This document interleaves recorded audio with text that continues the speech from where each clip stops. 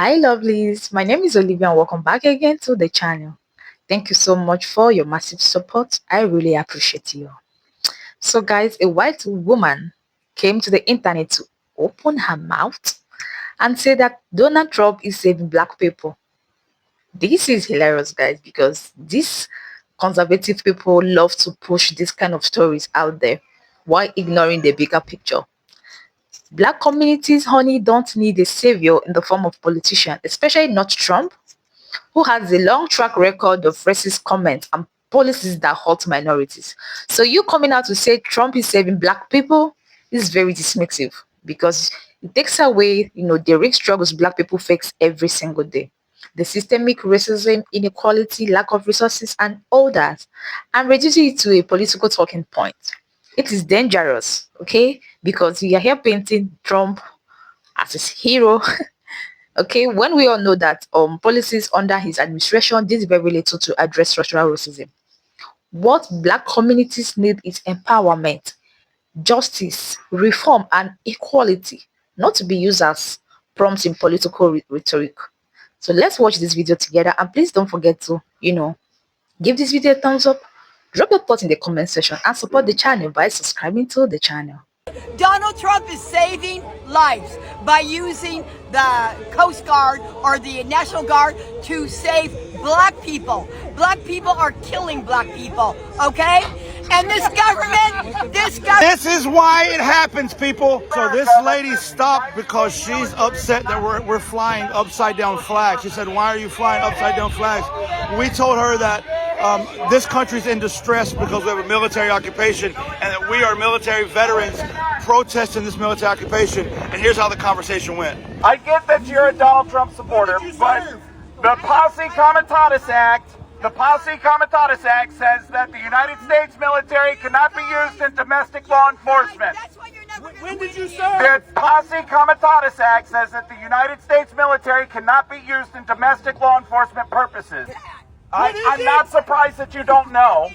The problem that it is using them with you guys. He's saving lives, okay? Donald Trump is saving lives by using the Coast Guard or the National Guard to save black people. Black people are killing black people, okay? And this government... Oh, wait, I thought you weren't wasting your breath on us anymore. Fuck you all. You're blocking the bus lane. You're in the bus lane, you criminal!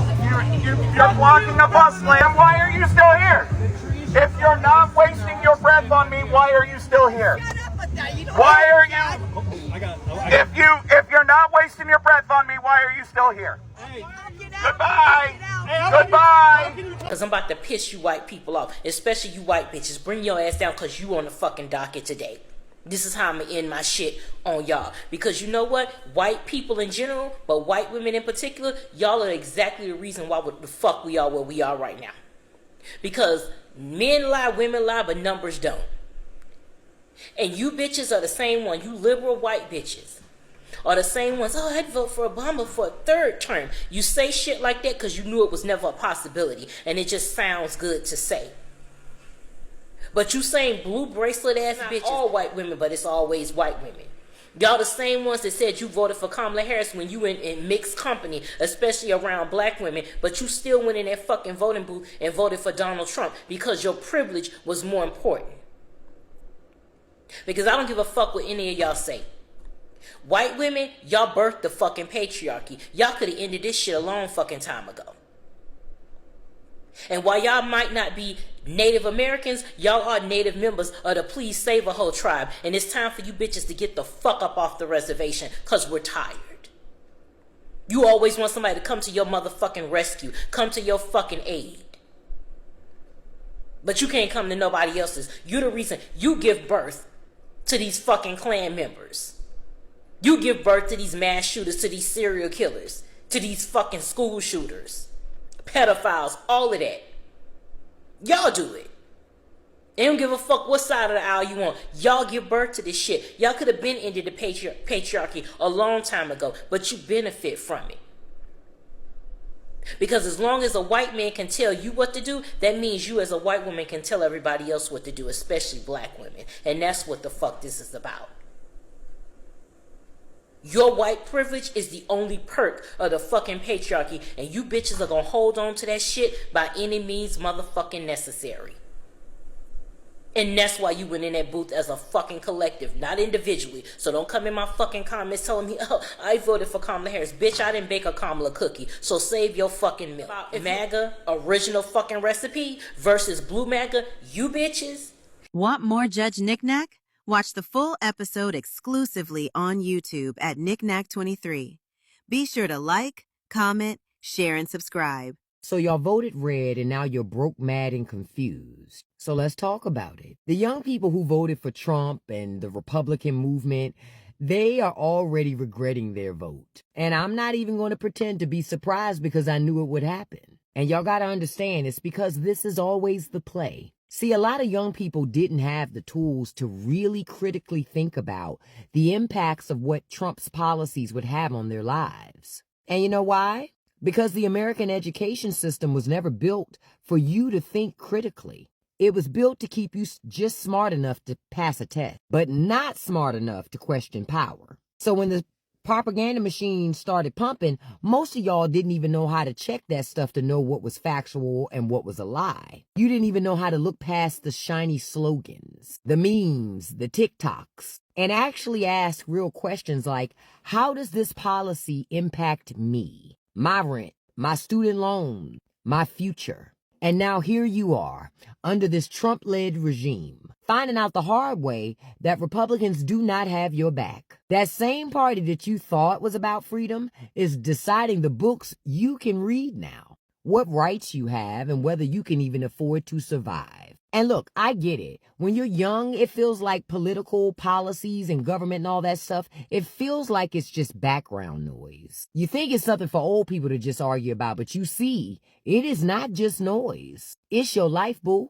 And if you don't take this seriously, the folks who do take this seriously, you know that older generation that's been controlling everything forever, they gonna keep stacking the deck against you. So now my question is, now that you are living under the policies that you voted for, are you ready to wake up yet? Are you ready to stop treating government like a joke and start treating it like survival? Because until young people wake up, old people are gonna keep cashing checks on your future. Black women are exhausted and they are on here crying and asking us why we did what we did. I want to give some insight to that. This is not a defense of anybody that voted for Trump or white women, but I'm hoping that Black women can feel a little bit more loved and encouraged after this, and for the people that look like me to understand the work that we should be doing. The statistic that keeps getting quoted is that 53% of white women voted for Harris. I dug deeper into that and found a few interesting things, but I first want to say something. When I made a video talking about how I was scared Harris would lose, the biggest pushback I got, if you go to my comments, was Black women say, no, like, girl, we got this. Like, the energy is so good here. We have it secured by this many votes. Things are good. And I was starting to panic. And I always say, listen to Black women. So I was like, all right, I'll recalibrate again, but I'm scared. But then I considered the places these women were telling me they were from. It was Georgia, South Carolina, Virginia, Pennsylvania, Michigan. And I thought to myself, oh, I forgot that listening to Black women also means understanding how to build community, which if you're a blue dot like me is impossible. And I realized that maybe a lot of these women that were saying that I was wrong and that they just knew and they told me to stay calm, it's because they had that energy around them. They could look at people that looked like them. They could look at people any day of the week that believed in the same things that they do. If you live here like I do, that does not exist, okay? And these red states play very, very dirty, all right? I never got my absentee ballot.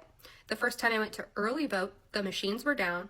And then finally, the third day, election day, I was able to. I'm going to show you these statistics, but one thing that makes me feel hopeful is that the 18 to 25-year-olds, at about a 61% rate, voted for Harris. That tells us that this new generation coming in is going to be better allied with us. And that's very exciting because right now, everybody between 14 and 18 or 14 and 17, we can target them. We start registering people to vote now. But the other thing about white women is as soon as they had any college education, it was majority Harris. If they were not married, it was majority Harris. And the older they got, oddly enough, they also voted Harris. These women also, once they got to the suburbs, started to lean Harris. And that tells me that these are women that are dependent on a man, that don't have educational prospects, that are likely unemployed or underemployed, with little to no opportunity. This is why they pushed the single childless cat lady rhetoric, because they know they're losing anybody that doesn't fit their narrative of what a woman's supposed to be. Overwhelmingly, I read this statistic. I'm not 100% sure if it's true, but it does match some of the statistics I'll show you. But women that are unemployed or stay-at-home moms are voting for Trump 80 to 90% of the time. What this tells me is they are married, they are poor, they are uneducated, and they rely on a man. The problem is the men, and we need to find some unity in that. I already told you that there isn't really an apparatus for the left to cheat with mail-in ballots. The apparatus used on the right is family. The men vote for their wives all the time, their daughters all of the time, or they toss their ballot or tell them they're going to vote for them. These white women that are supporting Trump are under the thumb of obnoxious white partners. Men treating women that way was true with black men, Latino men, and every other demographic of men. Trump gained support in every single one of those demographics. The fact that there are black men voting against black women's interest is honestly even more scary to me, because it shows how strong the patriarchy is. There were a lot of Puerto Rican men that heard that garbage statement and they still went and voted for Trump, because in that moment they were identifying probably as a white man, but moreover, there was still a system in place if they vote for Trump where somebody is beneath them. That should scare all of us women. We need to look at these statistics, and we all need to be in the same boat with each other. So I hope that black women know that there are a lot of us that are trying really hard. We don't have a lot of power either, and that until we get our elections to be fair and safe, until we have automatic voter registration, and until we push back on the right, we'll never be able to show that. And I am still getting messages about people in South Dakota that showed up to vote and were just told they weren't registered. My brother is one of them, and it makes absolutely no sense. So even though we couldn't have possibly swayed the election, voting could have at least showed that a higher percentage of us were at least supporting Harris. We were trying to do the right thing. And I'm angry too at the white women that supported Trump. I have alienated myself from friends and family, and in many cases, that's a permanent choice. But at least now we know it's the men, it's a lack of education, and that there is hope in the next generation. So however we play into that, I don't know. But I don't want to give up, and I want you to know that I am so sorry that this has happened. And to the women that look like me, I know that there are thousands of you that live in districts like I do that knew their vote wasn't going to count, so you didn't vote or you did work elsewhere. In the future, in a race like this, even if you know your vote's not going to count, please vote so we don't have this statistic again. And for the rural, lower income, white community, I recommend this book. It talks about how the right has specifically targeted low income, lower opportunity rural areas, which is clearly where the problem is, to get them to vote against their own interests, and they do so on racial resentment. My book is a little torn up. It is not available on TikTok Shop. If anybody wants this book, the first person to give me their information, I will mail it to you.